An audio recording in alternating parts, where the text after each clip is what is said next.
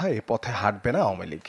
তখন তো গ্যাস বিক্রি করার মুচলেখা দিয়েই ক্ষমতা এসেছিল, তাহলে এখন তারা দেশ বিক্রি করবে নাকি সেন্ট মার্টিন দ্বীপ বিক্রি করার মুচলেখা দিয়ে আসতে চায়?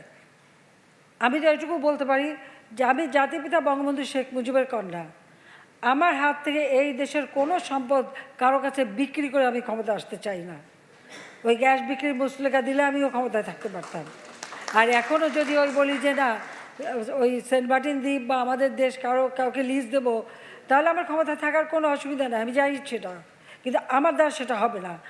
এক প্রশ্নের জবাবে সরকার প্রধান জানান, আন্তর্জাতিক পর্যায়ে নির্দিষ্ট কারোর প্রতি নির্ভরশীলতা কমাতে ব্রিক্সে যোগ দেবে বাংলাদেশ। বলেন, ডলারের বিকল্প মুদ্রায় বাণিজ্যে আগ্রহী বাংলাদেশ।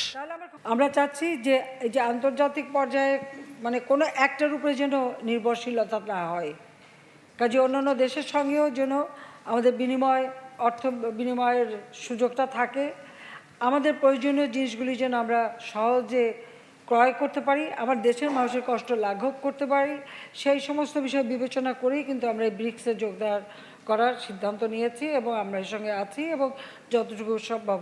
এবং এখানে আমরা দেখব যে বিকল্প কোনো আর্থিক প্রতিষ্ঠান বা মানে অর্থ ব্যবহারের ব্যবস্থা কেউ যদি নেয়, আমরা তার সঙ্গে আছি।